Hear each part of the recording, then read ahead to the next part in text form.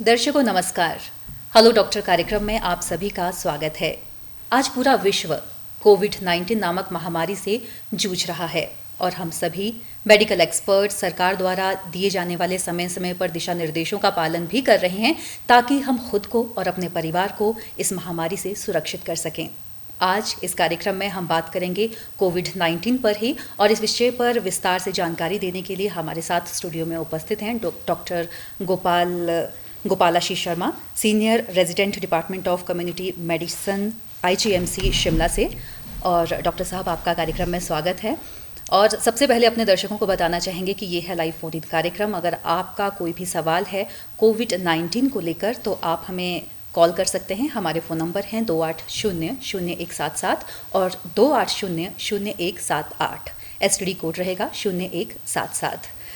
तो डॉक्टर गोपालाशीष, जैसा कि कोविड-19 का डर हर किसी के दिमाग में रहता है, नाम पहले किसी ने नहीं सुना था कोविड-19 का और इस साल की शुरुआत ही इस महामारी से हुई है, तो जो मेडिसिन की लाइन से हैं उन्हें थोड़ा बहुत फिर भी ज्ञान होगा कि कोविड-19 है क्या, लेकिन जो मेडिकल साइड से नहीं हैं, आम आदमी हैं, साधारण बोलचाल की भाषा में अगर उन्हें समझाना चाहें कि ये कोविड-19 है क्या, तो ये बताइए कि कोविड-19 कोरोना वायरस हम कहते हैं, अलग अलग नाम दे रहे हैं, तो ये है क्या? मैं आपके माध्यम से सबसे पहले दूरदर्शन शिमला के दर्शक को गणों को सादर नमस्कार करता हूं और मेरी तरफ से उन्हें शुभकामनाएं उनके स्वस्थ जीवन के लिए भविष्य में। जहां तक आपने बात की कि एक जनमानस के लिए कोविड-19 क्या है, तो कोविड-19 महामारी, जैसे आपने खुद कहा, कोविड-19 एक महामारी का नाम दिया गया है, एक बीमारी का नाम दिया गया है जी। और ये एक विषाणु के कारण होती है जिसका कि नाम कोरोना वायरस है। लेकिन टेक्निकल टर्म्स में हम इसको थोड़ा सा और विस्तारपूर्वक बात करें तो इसको हम सार्स कोविड-2 भी बोलते हैं, सार्स CoV-2।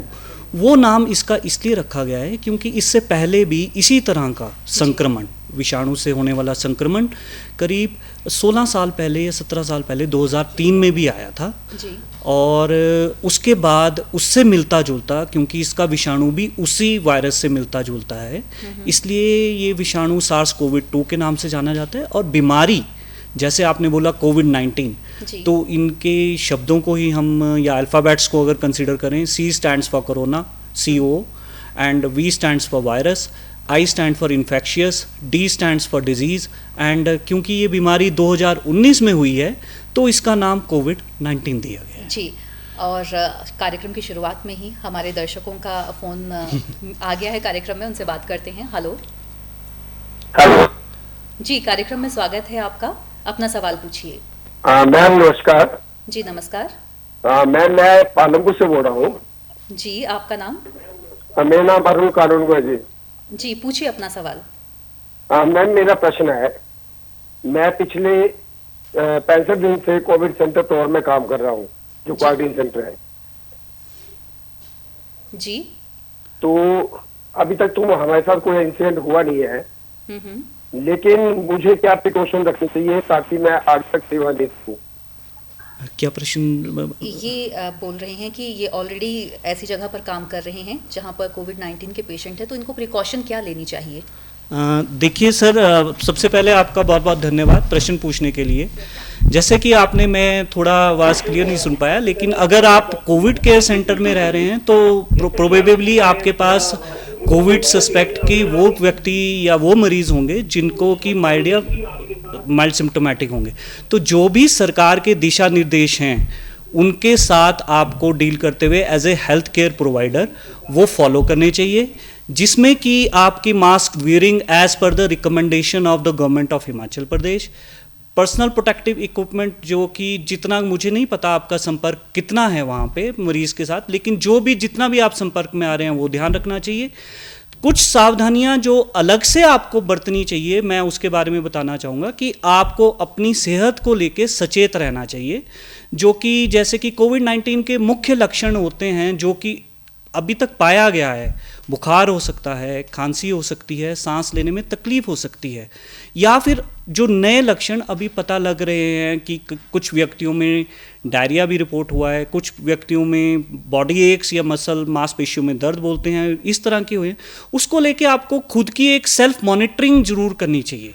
इसके अलावा जब भी आप घर पे जाएं या जो भी आपके दिशा निर्देश होंगे आपके एज पर द ड्यूटी कि आपने कहाँ रहना है कहाँ नहीं रहना है, तो आप ये सुनिश्चित करें कि घर जाने से पहले आप किसी ऐसे अपने बाथरूम या वहाँ पे जाके अच्छे से हाथ धोएं और आपके जो भी हॉस्पिटल से रिलेटेड जो आप क्लोथ्स वगैरह वेयर करें वो सेपरेटली रखें और उनको डिस्पोज ऑफ करें अच्छे से। अपना सभी साफ़ सफाई के जो भी दिशा निर्देश ये हैं, जैसे बार बार हाथ धोना है या मास्क लगाना है, और मास्क को आपने हॉस्पिटल में ही डिस्पोज ऑफ करना है, उसको फॉलो करते रहना चाहिए।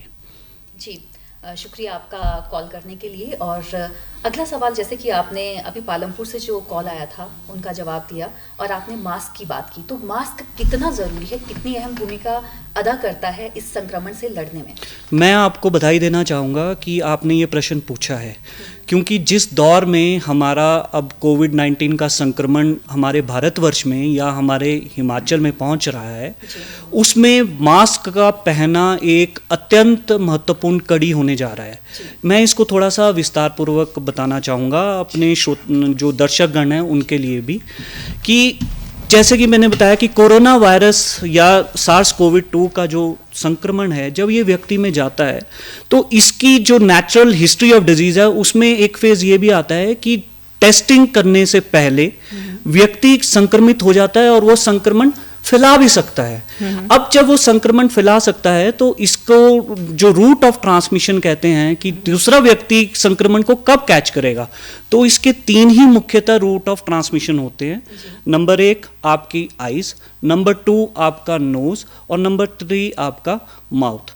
तो लेकिन सक्रीशंस जो मैक्सिमम जिसमें वायरल लोड होता है या विषाणु की मात्रा ज़्यादा होती है, वो हमारे नेजल या माउथ की सिक्रीशंस में ज़्यादा होती हैं। तो अगर वो ऐसा व्यक्ति जिसको कि कोई लक्षण नहीं है लेकिन वो संक्रमित है और अगर खासकर वो कम्युनिटी में या समाज में बगैर मास्क के जाएगा, तो वो अनजाने में ही अपने द्वारा उस बीमारी को दूसरे तक पहुंचा सकता है। लेकिन अगर उसने फेस मास्क, जिसको कि हम साधारण भाषा में बोलें कोई भी क्लॉथ कवर, जिसके द्वारा वो मुंह पे फ्रंट में बांध के अगर समाज की जैसे किसी घर के कार्य से जा रहे हैं या कोई अत्यंत आवश्यक कार्य है तब जा रहे हैं, वो पहन के जाए, तो वो एक महत्वपूर्ण कड़ी या महत्वपूर्ण रोल निभा सकते हैं ट्रांसमिशन को स्लो डाउन करने में, कट डाउन करने में। तो फेस मास्क को पहनना या फेस क्लॉथ कवर को पहनना आम जनमानस के लिए बहुत ज़रूरी है। जी, एक और सवाल इसी से जुड़ा हुआ है मेरा कि अगर हम बाज़ार में जाते हैं, देखते हैं लोगों ने मास्क लगाए होते हैं लेकिन वो सिर्फ अपना नीचे का हिस्सा कवर करते हैं और अपने नाक को कवर नहीं करते, तो अपनी जान को कितना खतरे में डाल रहे हैं और ऐसे लोगों को आप क्या कहना चाहेंगे?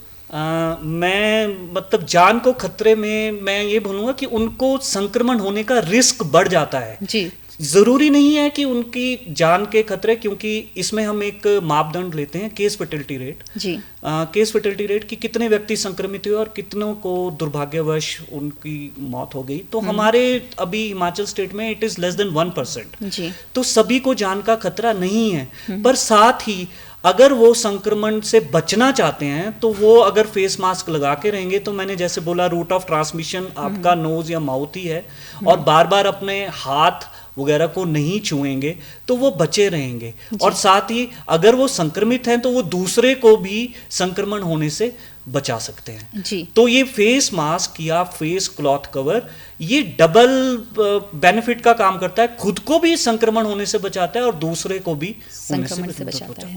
अपने दर्शकों को एक बार फिर से बताना चाहेंगे कि ये है लाइव फोन इन कार्यक्रम, और अगर आपके मन में कोई भी सवाल है कोविड-19 को लेकर तो आप डॉक्टर गोपालाशीष से सवाल कर सकते हैं। हमारे जो दूरभाष नंबर है वो है 28000177 और दूसरा दूरभाष नंबर है 28000178। एसटीडी कोड रहेगा 0177। कोरोना वायरस पर हम बात कर रहे हैं और मास्क की भूमिका आपने बताई, ये क्या है कोविड-19, कैसे इसका नाम पड़ा। लेकिन अब धीरे धीरे हम जाना चाहेंगे इसके लक्षणों की तरफ। कोई कैसे जाने कि उसको जो है वो संक्रमण में आ चुका है, कोरोना वायरस का अटैक उस पर हो चुका है, कैसे पता चलता है? और कई बार हमने न्यूज़ चैनल्स में भी सुना है एक वर्ड सिम्टोमेटिक, एसिम्टोमेटिक, तो ये क्या है?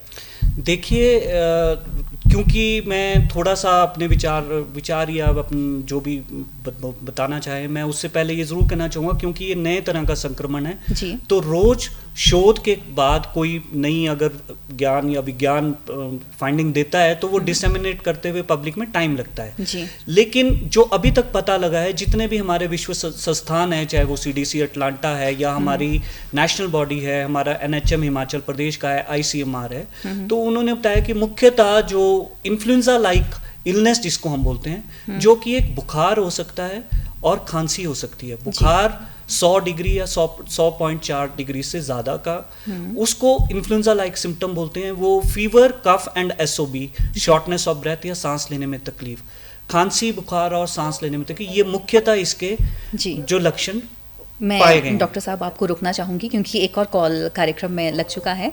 हेलो। हाँ जी, नमस्कार मैम। जी नमस्कार, अपना परिचय दें। मैम मैं रजत बात कर रहा हूँ पालमपुर से। जी रजत, पूछिए अपना सवाल। मैम एक्चुअली मैं श्री अरुण कानूंगो जी, जिनकी आपकी अभी थोड़ी देर पहले बात हुई जी, वो भी टीचर होने के नाते एज ए वॉलंटियर काम कर रहे हैं जी। और आई एज ए स्टूडेंट मैं भी वॉलंटियरली काम कर रहा हूँ इन क्वारंटाइन सेंटर पर। और जी बोलिए। तो मैम मेरा क्वेश्चन ये है कि हम जैसे कोविड अपनी में देने जा रहे हैं तो मैम हम अपना सेल्फ निरीक्षण कैसे करें? एक बार फिर से दोहराएंगे आप अपना क्या? आत्मनिरीक्षण कैसे करें कि मतलब हम जैसे बाहर जा रहे हैं जी। इनका सवाल है कि जो पहले कॉल आया था वो इनके मित्र हैं और ये वॉलंटरी काम कर रहे हैं कोविड-19 के जो पेशेंट्स हैं उनके लिए, तो ये अपना आत्मनिरीक्षण कैसे करें? मैं सबसे पहले आपको बधाई देना चाहूँगा क्योंकि आप वॉलंटियर काम कर रहे हैं, तो आप हमारे कोरोना वॉरियर हैं एक, तो उसके लिए आप बधाई के पात्र हैं। बाकी जो आपने कहा कि आत्मनिरीक्षण कैसे करें, तो आप अपने जो मुख्य लक्षण हैं, जैसे कि मैंने बोला फीवर की आप डेली डॉक्यूमेंटेशन कर सकते हैं कि फीवर आ रहा है कि नहीं आ रहा है। वैसे तो स्वतः ही अपने आप ही अगर बुखार आए तो पता लग जाता है, लेकिन फिर भी एक चार्ट बना लें। दूसरा, अब जो अदर मुख्य लक्षण है कफ या सांस लेने में तकलीफ या खांसी, उसको मॉनिटरिंग करें और उसको रोज के रोज सुबह या शाम अपनी टिक मार्क करें कि मेरे को ये सिम्टम आ रहे हैं कि नहीं है। जो मुख्यतः मैं आपको एक बात बताना चाहूँ, अगर आपको लगे कि आपके दिनचर्या की एक्टिविटी से कुछ आपके शरीर में ऐसे लक्षण आ रहे हैं जो कि कोरोना वायरस या कोविड-19 बीमारी से मिलते जुलते हैं, तो इमीडिएटली अपने को प्रिकॉशन लेके अपने नज़दीकी जो भी आपके चिकित्सा अधिकारी हैं या स्वास्थ्य केंद्र हैं उन पे जाके अपनी जांच करवाएं और वहाँ के चिकित्सा अधिकारी एज पर द गाइडलाइंस आपकी टेस्टिंग रिकमेंड करेंगे। जी, टेस्ट की बात हुई तो आपसे जानना चाहेंगे कि हिमाचल प्रदेश में कहाँ पर टेस्ट किए जा रहे हैं इसके? देखिए, ये भी आपने बहुत अच्छा प्रश्न उठाया और मुझे लगता है कि दूरदर्शन शिमला के दर्शकगण को ये पता होना चाहिए। आज की डेट में हमारे जो हिमाचल प्रदेश में है, हिमाचल प्रदेश सरकार ने 7 जगह ये टेस्ट की सुविधा प्रदान की हुई है जहाँ से रिपोर्ट्स आ रही हैं, जिसमें सबसे इम्पॉर्टेंट या सबसे पहले मैं बोलना चाहूँगा हमारा IGMC शिमला है, फिर टांडा मेडिकल कॉलेज है, फिर मंडी मेडिकल कॉलेज है, उसके अलावा आपके नाहन मेडिकल कॉलेज हैं, हमीरपुर मेडिकल कॉलेज हैं, और एक ट्रूनाट टेस्टिंग होती है जो कि जिसको भी इस्तेमाल किया जा रहा है अब लोगों का पता लगाने के लिए कि कहीं कोविड-19 की, वो हमारे RH ऊना और जोनल हॉस्पिटल मंडी में भी उपलब्ध है। इसके अलावा ये तो स्वास्थ्य संस्थान वो हैं जो कि हमारे मेडिकल या चिकित्सा क्षेत्र से जुड़े हुए हैं। सोलन और नाहन के लोगों के लिए CRI कसौली में टेस्ट की सुविधा प्रदान की गई है, और पालमपुर में जहाँ से हमें अभी कॉल आई है वहाँ पे भी हमारे एक इंस्टीट्यूट है उसके साथ लाइजन अप किया हुआ है। और मैं आपको ये सूचना देना चाहूँगा कि मैं कल रात ही इसके देख रहा था, तो तकरीबन हमारे 65,000 टेस्ट हो चुके हैं हिमाचल प्रदेश में, जिसमें से अभी तक जो लेटेस्ट अपडेट आज दिन तक था हमारे सरकार द्वारा NHM द्वारा, वो 756 लोगों के पॉजिटिव होने का था, और तकरीबन 1500 से 1800 टेस्ट डेली किए जा रहे हैं। तो 7-8 संस्थान है जहाँ पे ये टेस्ट चल रहे हैं। जी, कोरोना का जब शब्द सुनते हैं तो मन में एक घबराहट सी तो ज़रूर रहती है कि जाने अनजाने में किसी से हम संक्रमण लेकर घर में ना आ जाएं। अगर घर में कोई पेशेंट है, बीमार है, तो ये भी डर बना रहता है कि हम हॉस्पिटल जाएं या ना जाएं, अपना चेकअप करवाना है तो कैसे करवाएं, क्योंकि वहाँ पर तो जो कोरोना के पेशेंट्स हैं वहाँ पर हैं, तो क्या पता हम किसी भी चीज़ को छू लें तो हमारे साथ संक्रमण चला ना आए। तो ऐसे पेशेंट्स के लिए आप क्या सलाह देना चाहेंगे? कोई हेल्पलाइन नंबर है या कहीं पर कॉल करके वो इन्फॉर्मेशन ले सकते हैं, या सरकार उस हिसाब से कोई फैसिलिटी दे रहा है इन पेशेंट्स के लिए? देखिए, इसमें आपने दो परिप्रेक्ष्य जोड़े हैं। नंबर एक कि वो कहाँ संपर्क करें, कौन सा हेल्पलाइन नंबर है। दूसरा, अगर उनको खुद को ये थोड़ा सा संभावित लग रहा है कि मैं कहीं कोरोना से संक्रमित हो तो नहीं गया हूँ, और खासकर जैसे लक्षण, जो मुख्य लक्षण हैं मैंने बताया, वो आते हैं, तो हमारे जितने भी सरकारी संस्थान हैं उनमें मुख्य तकरीबन जगहों पे फ्लू कॉर्नर्स बनाए गए हैं। जी। फ्लू कॉर्नर का मतलब है जो इन्फ्लुएंजा लाइक इलनेस की हम जो बात कर रहे थे, वो व्यक्ति वहाँ पे जा सकता है, अपने लक्षण बता सकता है, और वहाँ पे बैठे हुए हमारे चिकित्सा अधिकारी और चिकित्सक के जो भी हमारी सेवाओं में जुटे हैं, जो प्रतिदिन हमारे समाज की सेवा कर रहे हैं, वो उनकी दिशा निर्देश के अनुसार टेस्टिंग के लिए सैंपल ले सकते हैं। जो दूसरा आपने परिप्रेक्ष्य बात की कि वो व्यक्ति जो कि कोरोना से जिनको संभावित लक्षण नहीं है, लेकिन फिर भी वो अस्पताल में संस्थानों में जाना चाहते हैं, या उनको थोड़ा सा डर है कि हम अगर अस्पताल जाएंगे तो हमारा रिस्क बढ़ जाएगा कोरोना होने का, तो मैं आपके माध्यम से बताना चाहूँगा, ई-संजीवनी करके एक ऑनलाइन ओपीडी पोर्टल हमारी सरकार ने शुरू किया है। एंड जो हमारे ग्रामीण वासी हैं, क्योंकि दूरदर्शन शिमला की पहुंच ग्रामीण तक है, तो उनको अपने प्राइमरी हेल्थ सेंटर्स में जाके जरूर अपने चिकित्सा अधिकारी से मिलना चाहिए। पर्टिकुलरली, या ये बोलें कि विशेषकर अगर वो कोई ऐसी सुविधा चाहते हैं जिसमें कि विशेषज्ञों की राय की ज़रूरत है, तो वो डायरेक्टली उनको वहाँ अपने सिस्टम से ई-संजीवनी पोर्टल के थ्रू या NHM के ऑनलाइन टेलीमेडिसिन नेटवर्क के थ्रू कनेक्ट कर सकते हैं।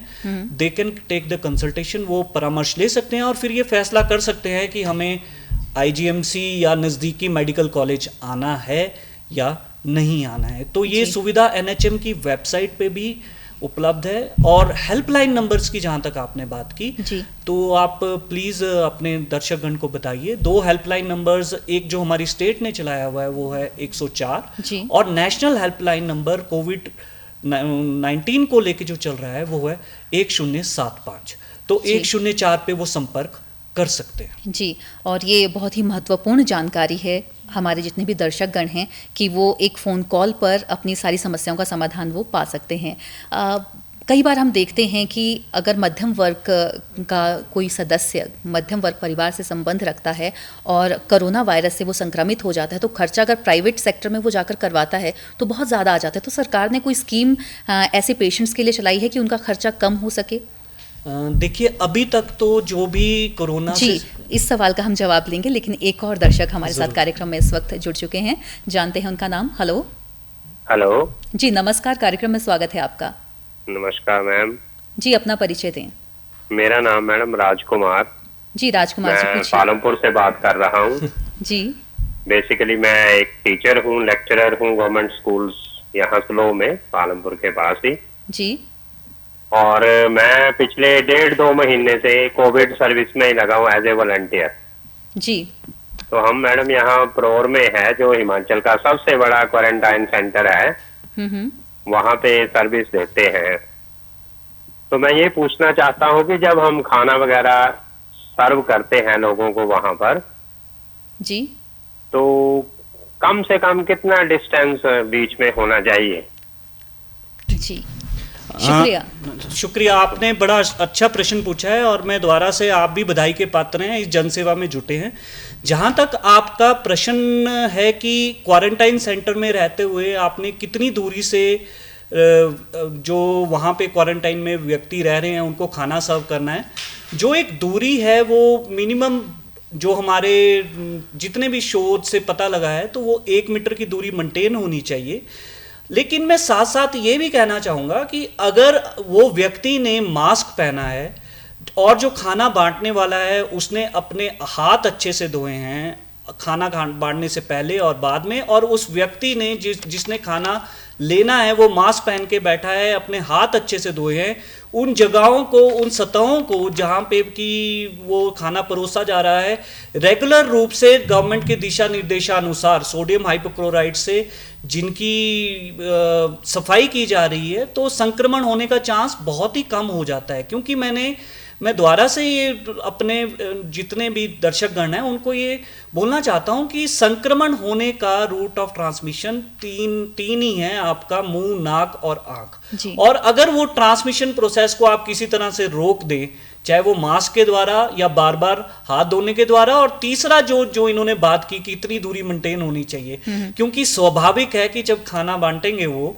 तो उनको थोड़ा सा नजदीक तो रहना पड़ता है, लेकिन फिर भी कुछ भी इंतजाम करके 1 मीटर की दूरी को सुनिश्चित अवश्य कर लें। जी, हमारा सवाल था इस फ़ोन कॉल से पहले कि जो खर्चा है, अगर कोई मध्यम वर्ग परिवार से है, कोविड-19 से ग्रसित हो चुका है, तो वो किस तरह से सरकार उनके लिए स्कीम चला रही है या उनका खर्चा वो कम कर सकते हैं, ऐसा कुछ है? देखिए, जहाँ तक हिमाचल प्रदेश की बात है तो मैं आपको ये बताना चाहूँगा, अभी तक तो जितने भी कोविड-19 से संक्रमित व्यक्ति हैं वो सरकारी संस्थानों में ही उनका इलाज चल रहा है जी। लेकिन फिर भी अगर कोई व्यक्ति इसमें किसी अपनी प्रॉब्लम्स की वजह से इकोनॉमिक क्राइसिस में है और वो नहीं आए, तो एक सरकार की स्कीम है हिम केयर, उसके अनुरूप वो एक विंडो बोलते हैं हम उसमें एनरोलमेंट की कि वो पंजीकरण अपना करवा सकता है। और जहाँ तक मेरी जानकारी है अभी वो विंडो अभी रिसेंटली भी खुली हुई थी और शायद जून महीने में भी वो चल रही है, तो वो पंजीकरण करा सकते हैं, जिसकी की डिटेल हमारे हिमाचल प्रदेश स्वास्थ्य बीमा योजना सोसाइटी के कसुम्पटी ऑफिस से भी मिल सकती है। जी, बोलते हैं कि अगर आपकी रोग प्रतिरोधक क्षमता जो इम्यूनिटी है अगर वो बढ़ी है तो इस संक्रमण को आप काफ़ी हद तक हरा सकते हैं। तो कैसे अपनी इम्यूनिटी बढ़ा सकते हैं, खान पान कैसा होना चाहिए?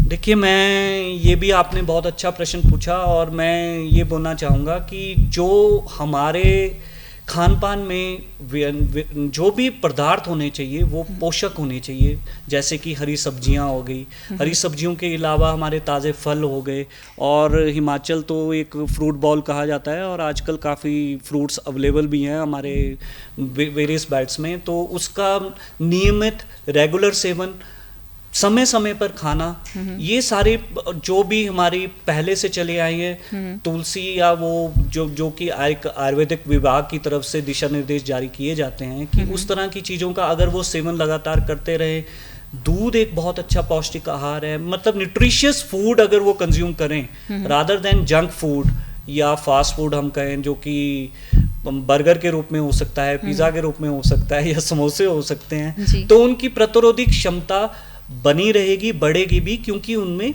विटामिन्स वगैरह और जो हम माइक्रो न्यूट्रिएंट बोलते हैं, मिनरल्स वगैरह की मात्रा अधिक होती है और वो हमारे शरीर की प्रतिरोधक क्षमता को बढ़ाने में और निभाने में बहुत महत्वपूर्ण रोल प्ले करते हैं। जी, समय लगातार कम होता जा रहा है और बहुत से सवाल हैं हमारे मन में इस विषय को लेकर।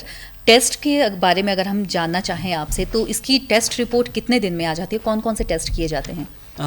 देखिए, ये भी आपने एक प्रश्न अच्छा पूछा, क्योंकि जब कोविड-19 की महामारी या हमारे देश में आना शुरू हुआ संक्रमण, तो पहले ये सुविधा सिर्फ एक सेंटर तक सीमित थी और वो टेस्ट सैंपल हमारे पुणे भेजे जाते थे जी। लेकिन जैसे मैं पहले आपको बता चुका हूँ, अब ये सुविधा हमारे 7 संस्थानों में उपलब्ध है जी। और ये टेस्ट रिपोर्ट कहाँ से सैंपल कलेक्ट किया गया है उस पर डिपेंड करती है। अगर वो आईजीएमसी या किसी फ्लू कॉर्नर से कलेक्ट किया गया है और वो नज़दीकी स्वास्थ्य संस्थान में दिया गया है, तो 5 से 6 घंटे में ये रिपोर्ट आने की संभावना होती है। लेकिन ये टेस्ट की जो प्रक्रिया है, ये रिपोर्टिंग है, वो 3-4 फेजेस में कंप्लीट की जाती है। वहाँ department of microbiology IGMC Shimla के जो हमारे विशेषज्ञ हैं वो उस टेस्ट रिपोर्ट को पढ़ते हैं प्रॉपर्ली और तभी वो डिक्लेयर करते हैं कि ये व्यक्ति संक्रमित है या नहीं है। ये इस टेस्ट को बोलते हैं RT-PCR टेस्ट, जो कि बोला गया है कि 100% यही टेस्ट से एक कोविड-19 संक्रमित व्यक्ति का पता लगना चाहिए। इसके अलावा जो दूसरा टेस्ट आपने बोला, जो कि ट्रूनाट टेस्ट है, वो एक मतलब ये कह सकते हैं आप, वो test medical college Chamba, Hamirpur और नाहन में किया जा रहा है। इसके अलावा RH ऊना और जोनल हॉस्पिटल मंडी में किया जा रहा है जी। उसके टेस्ट में आने के बाद अगर बाई चांस टेस्ट पॉजिटिव आता है तो वहाँ पे सभी अधिकारियों को दिशा निर्देश किए हैं कि उनको दोबारा से RT-PCR का टेस्ट करने के लिए संबंधित अस्पताल मंडी में भेजेंगे, ऊना वाले कांगड़ा में भेजेंगे, सोलन जो नाहन वाले हैं वो अपना कसौली भेजेंगे। उसके बाद ही कोविड-19 की पुष्टि की जाती है। तो 2 तरह के टेस्ट किए जा रहे हैं हमारे प्रदेश सरकार में। जी। संक्षेप में आपसे एक मैसेज भी चाहेंगे और एक सवाल रहेगा कि होम क्वारंटाइन अगर किया जाता है लोगों को तो किस तरह से प्रिकॉशन ले सकते हैं ताकि घर के बाकी सदस्यों को ना हो, और घर पे रह के क्या इसको मात दी जा सकती है? बिल्कुल, मैं ये कहना चाहूँगा कि हमारा हिमाचल प्रदेश का रिकवरी रेट कल रात की जो आंकड़े थे उससे 60% के आसपास चल रहा है। तो definitely we should stay positive और इसको मात दी जा सकती है। जहाँ तक बात रही कि आपकी होम क्वारंटाइन में क्या उनको दिशा निर्देश फॉलो करने चाहिए, तो सबसे पहले ये रखनी चाहिए कि उनकी एक सामाजिक दायित्व है, उनकी रिस्पॉन्सिबिलिटी है कि वो घर के अंदर ही रहें।